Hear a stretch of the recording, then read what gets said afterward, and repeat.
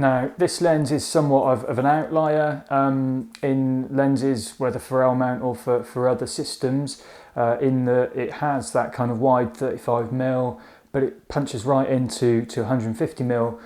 So to have that ability to punch right into 150 on a lens that also does 35 at the wide side of things is really super appealing as a kind of one and done type lens. And not just that, but lenses with that kind of zoom range tend to have not as fast aperture as this lens. So this is f2 to f2.8, which although it is a kind of variable aperture throughout the zoom, that's not actually that much of a difference to when you're writing at 150 to be at f2.8. So it's somewhat of a kind of unicorn lens, and a lens that on the paper looks like, you know, an absolute barnstormer of a lens.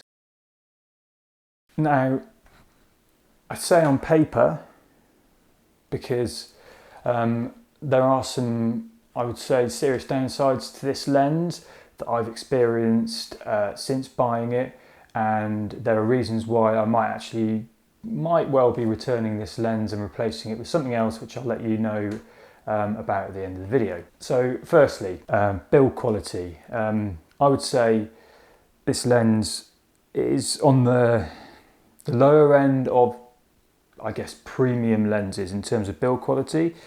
To me, it feels a little bit cheap, and there are a number of different reasons for that. So things like the zoom ring, the actual action of the ring, feels to me to be, it's not particularly smooth. It feels a bit kind of gritty, if that's the right word. It's not terrible, but it is noticeable, say compared to some of the Panasonic lenses or Sigma lenses, definitely, that I've had. They just feel, you know, super smooth. Basically, you don't notice it. Whereas as soon as I got this lens and zoomed, I was like, oh, that feels a bit janky, you know, to say the least. So little things like that. It does feel quite plasticky as well. Just things like the lens cap. It just, I don't know. There's something about it. It's not a satisfying build quality. It's just tactile feel of it isn't as good as some of the more premium lenses that I've used. Now, I've used this lens twice now on paid shoots, and admittedly the environments were slightly low light, so, you know, slightly lower contrast environments, which is always a bit more tough on autofocus on cameras. But yeah, I did have a few problems with the autofocus on this lens. Most of the time it was absolutely fine, but every now and then it would lose focus, and I was trying to focus on people on the Panasonic S5 II, which has really decent autofocus now, and sometimes it would just lose autofocus, and then it just wouldn't be able to gain focus on anything. Then it was just a completely blurry screen, and it just wouldn't, the focus just wouldn't come back without switching into manual focus and back into autofocus, or pressing the AF button on the back of the camera. Without doing that, your focus was just completely gone, which obviously, you know, when you're in the middle of a paid shoot, and it's a kind of run and gun style shoot, which is why you're using autofocus, that can become a bit of a problem. I actually ended up switching to manual focus a lot of the time on those shoots, just because I just didn't feel that it was reliable enough. Now, another issue that I've had with autofocus on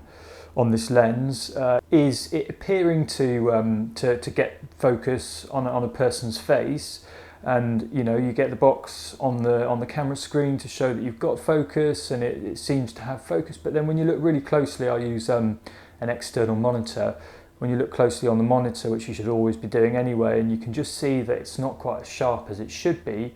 So at that point I've switched to manual focus, tweaked the focus slightly, and sure enough, it then becomes sharp. So clearly it was saying it was kind of in focus. The focus box was around the face, and you even had the kind of crosshairs on the eye, but yet it wasn't actually in focus. So those things together, for me, for professional shooting, have made this lens not really a reliable lens in terms of autofocus, and I have felt that I needed to use manual focus in order to make sure that everything was in focus as it should have been. And now on a slightly more positive note,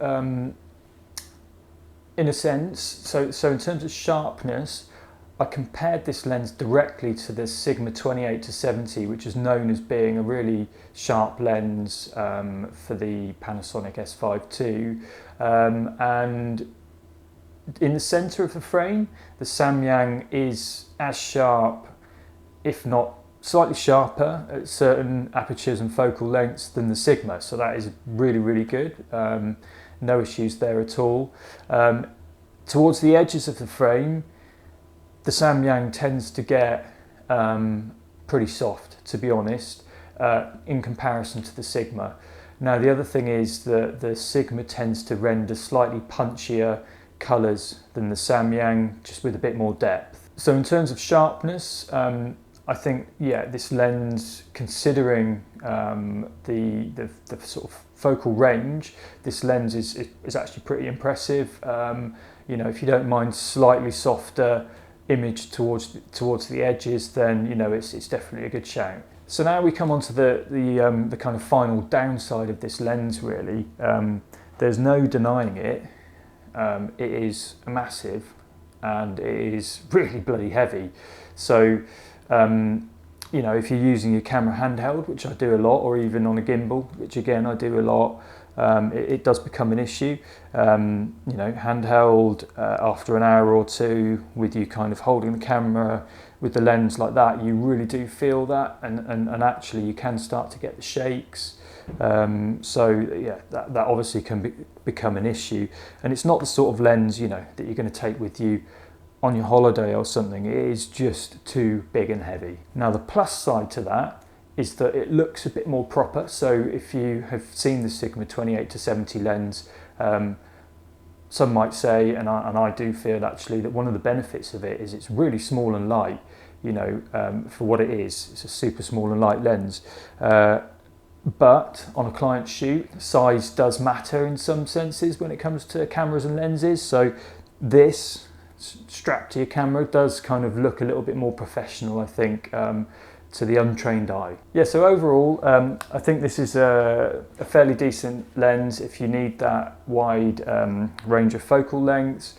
The downsides are obviously that it's big and heavy. The build quality isn't the best. It's okay for the price, but I don't feel like it's the best. I personally have had some issues with autofocus performance with the lens, and I've actually also had a couple of errors while I've been using the lens, where I've had to actually power the camera down, take the lens off, put it back on, power the camera back up to get it to work again. So it can be a bit hit and miss. I think I'm going to be selling it, because professionally, those kind of things, they make me a bit nervous when I'm on shoots that I'm being paid for, and I think I'm going to be, not selling it, rather sending it back, and actually buying a Panasonic 24-105, which just gives me that bit more range over the Sigma 28-70, and although that's only an f4, I don't really tend to like shooting below that kind of f4 range anyway. I don't actually personally really like the super shallow depth of field look. I like a slightly blurry background, but I f4 and above for me is more of a pleasant look anyway. So that's where I stand with the Samyang 35-150, and that's my review.